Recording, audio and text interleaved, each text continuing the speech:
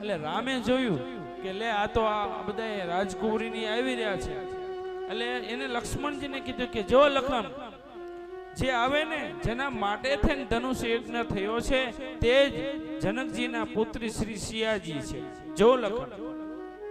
એટલે લક્ષ્મણને થયું, લક્ષ્મણને ખબર જ હતી કે ધનુષ રામ સિવાય કોઈની તાકાત નથી, રામ જ તોડવાના છે ને આપણા ભાભીમાં બનવાના છે, એ નક્કી જ હતું.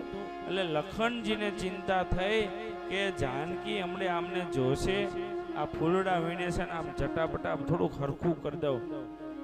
લખન એક લતા મંડપ હતો ત્યાં લઈ જઈને રામને આમ બરાબર સજાવીને મોર પીછ લગાવી દીધું, એમ કે હવે તમે સીતાજી સામે જાઓ. અને રામ આમ લતા મંડપ થી બહાર નીકળ્યા ને સામે આમ સીતાજી આવી ગયા.